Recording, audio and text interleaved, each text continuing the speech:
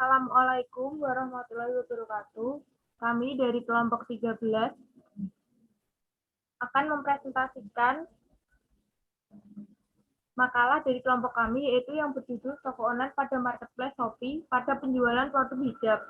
Yang pertama-tama, perkenalkan, nama saya Wistia Apriliani dengan NIM B11 2019 06179 dan teman saya Safina Edra Widiana dengan NIM B11 2019 06054 dan Nasya Aulia Anissa dengan NIM B11 2019 0605853.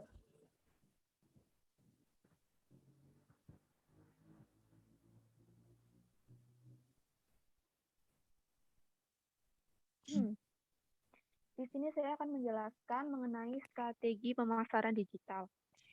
E-commerce secara umum dapat diartikan sebagai transaksi jual beli secara elektronik melalui media internet. Pemasaran digital adalah kegiatan pemasaran sebuah produk atau jasa melalui bantuan teknologi digital. Saat ini pemasaran digital sudah mulai berkembang dengan menyatukan platform dan teknologi digital dengan jaringan internet. Marketplace merupakan pihak perantara yang mengakomodasi pihak penjual dan pihak pembeli di dalam dunia maya. Situs marketplace akan menjadi layaknya pihak ketiga dalam transaksi online dengan menyediakan fitur penjualan serta fasilitas pembayaran yang aman.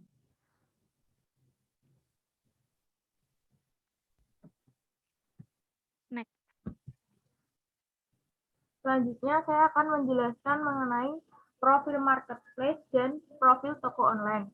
Yang pertama saya akan menjelaskan mengenai profil marketplace.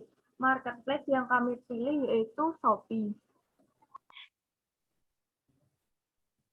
Kami memilih marketplace Shopee karena memiliki beberapa keunggulan, yaitu yang pertama memiliki fitur yang mudah digunakan oleh para penggunanya. Selanjutnya memiliki banyak cara untuk melakukan promosi, yaitu salah satunya dengan melakukan goyang Shopee. Selanjutnya yaitu dengan adanya Shopee menjaga informasi data yang dimiliki oleh penggunanya. Yang kedua yaitu profil toko online. Profil toko online di sini kami yaitu menggunakan Instagram sebagai toko online kami. Yang kedua yaitu profil toko online dari Shopee kami.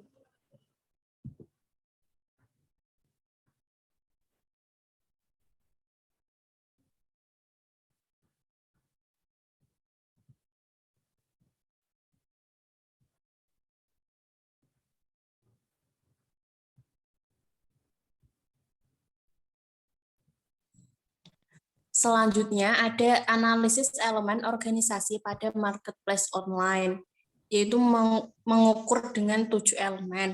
Yang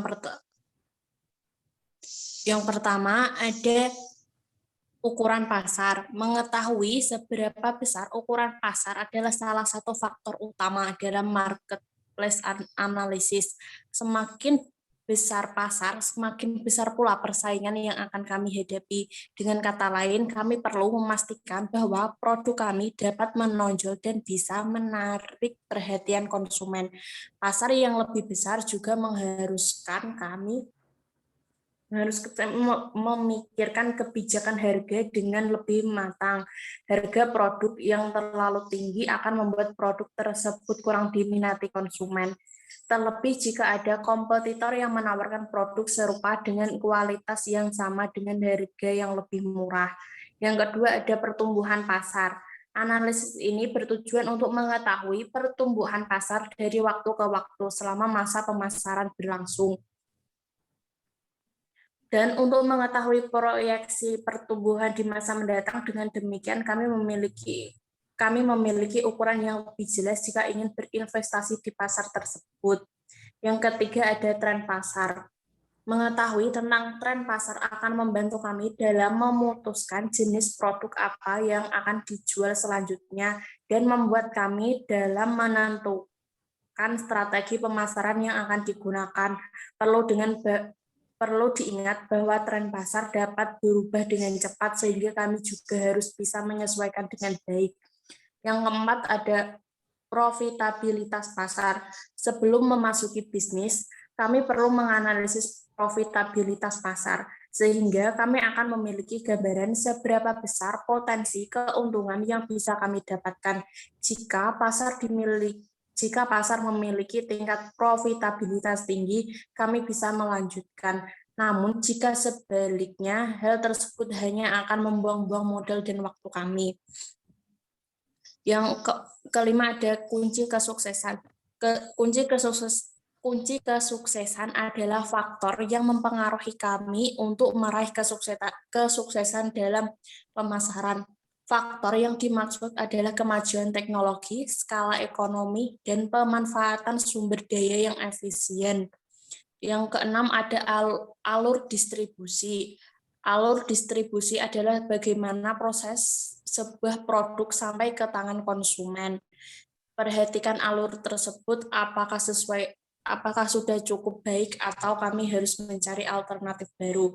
Terlebih di era industri 4.0 seperti sekarang ini, kami mungkin perlu menggunakan alur pemasaran baru melalui marketplace atau toko online. Yang ketujuh ada struktur biaya industri. Pada dasarnya, poin ini merujuk pada seberapa besar biaya yang harus kami keluarkan hingga produk kami terjual. Dengan mengetahui hal ini, kami mungkin bisa melakukan penghematan di beberapa bagian dan memotong biaya yang kurang efektif. Yang kedua ada analisis terhadap lingkungan makro pada pemasaran digital. Lingkungan mikro terbagi menjadi beberapa aspek pendukung, yaitu aspek penyedia atau supplier adalah suatu penghubung yang sangat dibutuhkan dalam seluruh sistem pemberian nilai terhadap konsumen dan mampu berkontribusi dalam sumber daya yang diperlukan oleh perusahaan untuk memproduksi jasa ataupun barang. B ada aspek pemasaran. Di poin ini ada tiga karakteristik pasar, yaitu satu, memiliki minat karena adanya kebutuhan ataupun keinginan atas suatu barang dan jasa. Yang dua, ada kemampuan untuk membeli karena memiliki benda yang bernilai seperti uang atau sejenisnya untuk bisa ditukarkan dengan barang yang sedang dibutuhkan. Yang ketiga, adanya akses pembelian dan kesediaan untuk bisa melancarkan pertukaran tersebut. C. Aspek pelanggan. Aspek pelanggan bisa berbentuk pasar konsumen yang di dalamnya terdapat individu atau kelompok rumah tangga yang membeli barang untuk digunakan atau dikonsumsi sesuai kebutuhan. D. Aspek pesaing. Selain berbagai hal yang dilakukan di atas, pihak kami pun memperhatikan sifat pesaing dan dengan menggunakan strategi pemasaran yang sesuai dengan jenis dan sifat persaingan tersebut. Aspek masyarakat. Aspek masyarakat adalah kelompok apa saja yang memiliki kepentingan secara aktual atau potensial yang mampu mempengaruhi kemampuan kami dalam meraih kesuksesan, seperti pemerintah, masyarakat keuangan, gerakan warga lokal dan umum, media, serta orang-orang dari internal kami. Selanjutnya ada lingkungan pemasaran makro. Lingkungan makro adalah kekuatan masyarakat yang lebih luas dan mampu mempengaruhi lingkungan mikro. Pemasaran atas pengaruh terhadap pasar secara tidak langsung. Terdapat 5 macam lingkungan makro, yaitu lingkungan demografi. Pada dasarnya adalah kajian tentang populasi manusia yang dinilai berdasarkan lokasi, umur, pekerjaan, kepadatan, jenis kelamin, dan berbagai statistik lainnya. Demografi adalah salah satu faktor yang berpengaruh besar atas kegiatan pemasaran, karena kegiatan pemasaran selalu melibatkan masyarakat. Dari sanalah akan membentuk pasar dengan syarat memiliki uang dan keinginan untuk membelanjakan uang tersebut. B. Ada lingkungan ekonomi. Lingkungan ekonomi akan mempengaruhi faktor daya beli dan pola pembelanjaan dari konsumen. Daya beli konsumen berpatokan pada pendapatan, harga, tabungan, dan kredit pada waktu yang saat sedang terjadi. C. Lingkungan sosial budaya. Lingkungan sosial budaya berdiri dari lembaga dan kekuatan yang mampu mengaruhi nilai pasar, persepsi, preferensi, dan perilaku masyarakat setempat. Di lingkungan teknologi. Lingkungan teknologi terdiri dari berbagai kekuatan yang mempengaruhi teknologi terkini dan menciptakan produk dan berbagai peluang pasar baru. Lingkungan politik. Lingkungan politik ini terdiri atas undang-undang, instansi pemerintah, kelompok penekan yang berpengaruh, dan batasan pribadi atau organisasi dalam suatu masyarakat.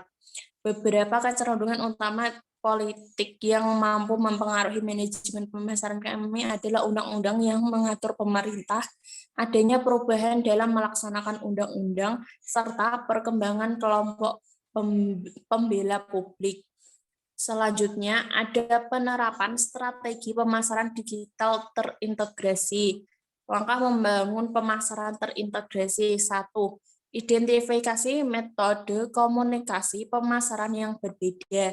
Sebagai bagian dari strategi terintegrasi, penting untuk menentukan berbagai metode komunikasi pemasaran yang ingin kami manfaatkan sebagai bagian dari rencana. Mempertimbangkan audiens target kami dan bagaimana mereka suka menerima informasi menggunakan fakta. Dari sana tentukan saluran apa yang paling relevan untuk kampanye. Beberapa contohnya termasuk pemasaran konten. Jadikan konten kami tersedia secara online melalui pemasaran video, konten premium di balik halaman arahan untuk menangkap informasi, pop-up, dan konten situs web dinamis untuk membantu calon pembeli kami terhubung dan mempelajari lebih lanjut tentang kami, bahkan sebelum mereka memulai proses pengambilan keputusan. Selanjutnya ada pemasaran email.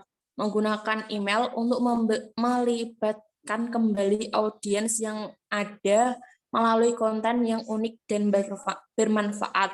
Pemasaran media sosial. Media sosial membuka pintu untuk membangun hubungan, mengembangkan kesadaran merek, dan menghasilkan lalu lintas situs web.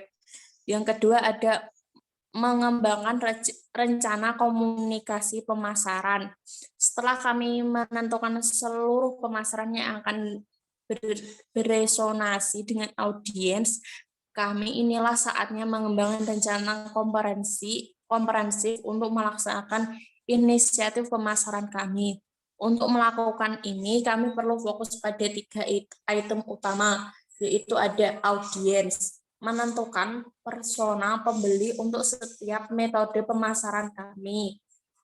Yang kedua, selanjutnya ada konten, menentukan konten yang paling efektif untuk berbicara dengan audiens kami. Misalnya, kami mencoba membuat konten baru untuk database kami, mungkin ingin memiliki penawaran paling atas, seperti berlangganan buletin atau mengunduh daftar periksa di situs kami. Selanjutnya ada irama, penting untuk memahami seberapa sering orang suka menerima informasi. Kami bisa mendapatkan data ini dari berbagai platform otomatis pemasaran. Selanjutnya ada penerapan strategi bauran pemasaran 7P pada pemasaran digital. Penerapan marketing mix 7P. Yang pertama ada produk. Secara teori, produk adalah hasil usaha yang dapat dijual dan dipromosikan oleh sebuah bisnis, baik itu dalam bentuk barang, jasa, layanan, maupun produk digital sekalipun. Yang kedua ada price. Sesuai dengan namanya, price atau harga adalah jumlah uang yang harus dibayar oleh konsumen untuk mendapatkan dan membeli produk yang kami tawarkan. Yang ketiga ada place. Secara teori, place adalah tempat dan lokasi berjalannya sebuah bisnis, baik itu proses produksi maupun proses jual-menjual. Selain berbentuk fisik seperti toko, kantor, gudang, maupun pabrik, konsep place pada zaman yang semakin digital ini bisa juga berbentuk online seperti sosial media, marketplace, dan e-commerce website, dan lain-lain. Yang keempat ada promotion. Sesuai dengan namanya, strategi ini berfokus pada semua masalah promosi sebuah bisnis. Contoh marketing ini adalah bagaimana cara bisnis memasarkan produk, media yang digunakan untuk teknik pemasaran, dan berapa banyak budget yang dikeluarkan. Yang kelima ada people. Yang dimaksud dengan orang di sini adalah faktor sumber daya manusia yang ada pada bisnis kami. Orang-orang yang dimaksud mencakup staf customer service, staf marketing, staf kreatif, staf pengiriman, manajer, dan lain-lain. Faktor ini mempunyai peran yang sangat penting dalam kemajuan sebuah bisnis. Sumber daya manusia yang berkualitas tentunya membuat bisnis kami semakin sukses. Yang keenam ada proses. Yang dimaksud dengan proses adalah alur yang perlu dilakukan konsumen untuk mendapatkan produk kami. Yang ketujuh ada physical evidence. Sesuai namanya, bukti fisik membantu bisnis kami terlihat lebih terpercaya, bukan hanya fisik produk. Bukti fisik juga bisa berwujud dalam bentuk logo, souvenir, tempat jual, interior toko, kemasan produk, dan tanda terima bisnis tersebut. Selanjutnya ada penerapan strategi ECRM. Penerapan strategi ECRM yang digunakan: 1. Interaksi pelanggan dan pelacakan perilaku. Kami dapat membuat database tentang pelanggan untuk mempelajari bagaimana, kapan, dan di mana mereka berinteraksi mengenai produk kami. Yang kedua ada program loyalitas dan penghargaan pelanggan. Menyediakan program loyalitas dan memberikan penghargaan kepada pelanggan setia kami. Yang ketiga ada pemasaran yang disesuaikan dan memiliki target. Penting menyesuaikan strategi pemasaran dengan target audiens. Kami melakukan beberapa hal penting agar dapat menjangkau tipe audiens yang tepat untuk bisnis kami. Di antaranya personalisasi email marketing dengan menggunakan subjek yang menarik, sertakan nama dan tambahkan kesan personal agar audiens lebih tertarik dengan tawaran kami. Yang B, segmentasikan pelanggan menurut demografis, riwayat pembelian, dan preferensi pribadi. C, memberikan penawaran yang lebih spesifik dan tidak bertele-tele. D, memberikan kemudahan untuk berhenti berlangganan. Cara ini membantu kami lebih mudah menentukan pelanggan yang bisa menjadi target dan menghindari pesan kami menjadi pesan spam bagi sebagian orang. Keempat, ada integrasi tim layanan pelanggan. Kami dapat sistem CRM memiliki fitur yang bisa mengintegrasikan seluruh data sesuai pengaturan dan kebutuhan kami, termasuk data keberhasilan tim pemasaran dan divisi terkait lainnya. Yang kelima, ada pemberdayaan dan otonomi karyawan. Cara ini akan mendorong produktivitas karyawan serta dapat meningkatkan pemberdayaan karyawan yang ada di perusahaan. Tentu ke depannya kolaborasi tim yang solid dan lebih efisien berdampak positif terhadap perkembangan kinerja perusahaan secara keseluruhan.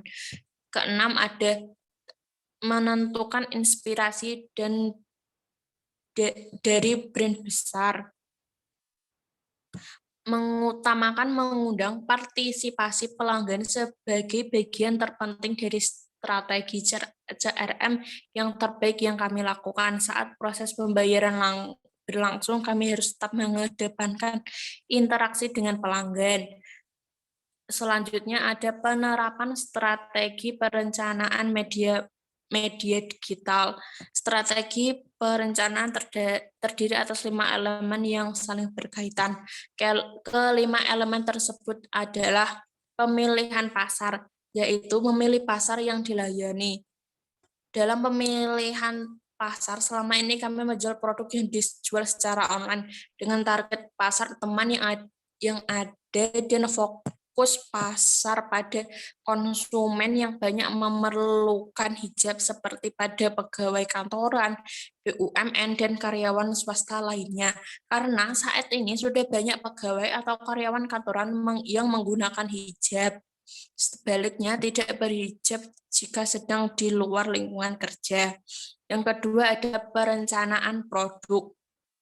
Meliputi produk spesifik yang dijual, pembentukan lini produk, dan desain penawaran individual pada masing-masing lini. Yang ketiga ada penetapan harga, yaitu menentukan harga yang dapat mencerminkan nilai kuantitatif dari produk kepada pelanggan. Yang keempat ada sistem distribusi, yaitu saluran perdagangan grosir dan eceran yang dilalui produk hingga mencapai konsumen akhir yang membeli dan menggunakannya. Yang kelima ada komunikasi pemasaran, yang meliputi periklanan, personal selling, promosi penjualan, direct marketing, dan public relation. Selanjutnya.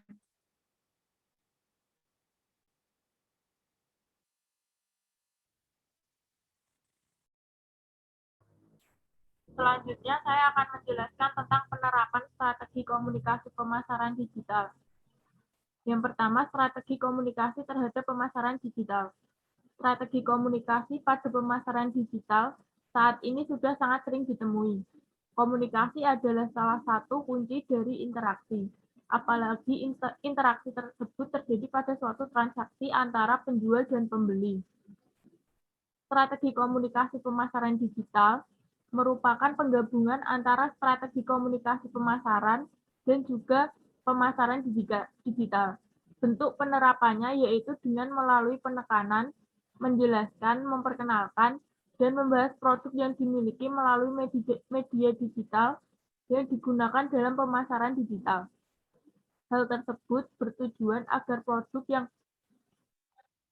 yang dipasarkan menjadi lebih dikenal oleh masyarakat luas, serta agar produk tersebut dapat menjadi lebih diingat oleh para pembeli. Tidak hanya itu, dalam strategi pemasaran ini juga dapat digunakan untuk menarik para pembeli. Namun hal tersebut bergantung pada komunikasi yang dilakukan, apakah mampu untuk menarik perhatian para pembeli atau tidak. Yang kedua yaitu penerapan strategi komunikasi pemasaran digital pada toko online kami yaitu Zai-Hijab. Bentuk penerapan strategi komunikasi pemasaran digital pada produk hijab dari toko hijab kami yaitu berupa menguatkan komunikasi pada penjelasan atau deskripsi produk. Hal tersebut bertujuan agar para calon pembeli dapat dengan mudah memahami produk yang kami jual. Memberikan deskripsi yang jelas dan tidak rumit akan mempermudah kepada para calon pembeli untuk mengetahui atau menggambarkan produk yang kami jual. Admin yang ramah dalam membalas pesan chat dari calon pembeli juga termasuk salah satu bentuk strategi komunikasi pemasaran digital. Hal tersebut dikarenakan para pembeli akan nyaman jika pesan chatnya dibalas dengan ramah oleh admin. Selain dalam bagian deskripsi produk, toko kami juga memperkuat strategi komunikasi pemasaran digital dalam promosi atau iklan yang dilakukan. Hal tersebut bertujuan menarik calon pembeli agar melirik produk yang dipromosikan sehingga memungkinkan untuk melakukan pembelian produk. Dalam hal ini harus dilakukan dengan semenarik dan seunik mungkin agar dapat dengan mudah diketahui oleh calon pembeli.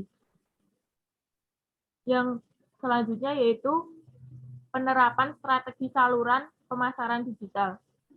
Yang pertama, saluran pemasaran. Saluran pemasaran digital merupakan suatu media yang digunakan oleh perusahaan guna untuk mengkomunikasikan, menjelaskan, menyampaikan pesan mengenai suatu informasi kepada para konsumennya. Saluran pemasaran digital sangat mempengaruhi kegiatan pemasaran suatu organisasi. Di Indonesia sendiri, terdapat banyak sekali saluran pemasaran digital. Berikut adalah 5 contoh dari saluran pemasaran digital terbaik di Indonesia. Yang pertama yaitu YouTube, yang kedua Facebook, yang ketiga WhatsApp, yang keempat Instagram, dan yang kelima yaitu Line. Pada dasarnya, saluran pemasaran pada setiap medianya memiliki perbedaan. Seperti YouTube merupakan saluran pemasaran yang menekankan pemasaran pada video, Instagram dan Facebook menekankan saluran pemasaran pada foto yang memiliki feed menarik dan dengan eksplorasi yang luas. Sedangkan WhatsApp dan Line merupakan saluran pemasaran yang menekankan penyaluran informasi dan pemasaran dengan menuju ke personal. Tentunya perbedaan tersebut juga memiliki manfaat atau kelebihannya masing-masing. Yang kedua yaitu saluran pemasaran pada toko hijab Z-Hijab. Untuk saluran pemasaran digital, toko Z-Hijab menggunakan saluran pemasaran Instagram dan juga Line. Untuk saluran Instagram, hal tersebut dilakukan dengan alasan karena Instagram digunakan oleh banyak pengguna media sosial. Selain itu, juga pengguna Instagram mayoritas adalah anak muda yang hobi dan suka dengan mengikuti tren yang ada. Untuk Line sendiri, dengan alasan untuk melakukan strategi saluran pemasaran digital dengan lebih menekankan pada personality. Selanjutnya akan dilanjutkan oleh teman saya.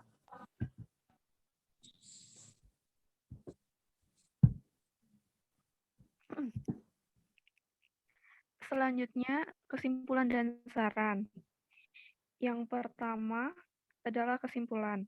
Kesimpulan dari kelompok kami yaitu pemasaran digital semakin lama semakin banyak digunakan oleh para pelaku bisnis, baik itu bisnis dengan skala besar maupun bisnis dengan skala kecil atau menengah. Berbagai strategi dalam pemasaran digital jika dimanfaatkan dengan semaksimal mungkin maka akan memberikan keberhasilan pada pemasaran digital yang dijalankan tersebut. Penerapan strategi digital yang tepat merupakan salah satu hal yang dapat mempengaruhi keberhasilan dalam bisnis digital. Toko hijab Z-Hijab menerapkan berbagai strategi pemasaran digital pada usahanya. Hal tersebut memudahkan bagi toko hijab Z-Hijab sebagai usaha yang baru serta masih tergolong dalam usaha kecil agar lebih efisien dan menjalankan bisnis digitalnya. Sarannya yaitu untuk kedepannya agar toko hijab Z-Hijab agar memaksimalkan strategi pemasaran melalui saluran pemasaran. Selain itu juga agar lebih memperhatikan strategi komunikasi pada pemasaran digital, dikarenakan komunikasi adalah salah satu hal terpenting dalam melakukan sesuatu khususnya dalam dunia bisnis. Pemanfaatan atau penerapan strategi pemasaran digital untuk lebih ditingkatkan dengan mempertimbangkan faktor-faktor yang penting. Terima kasih.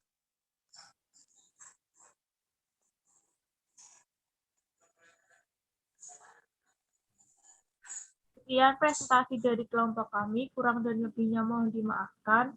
Wassalamualaikum warahmatullahi wabarakatuh.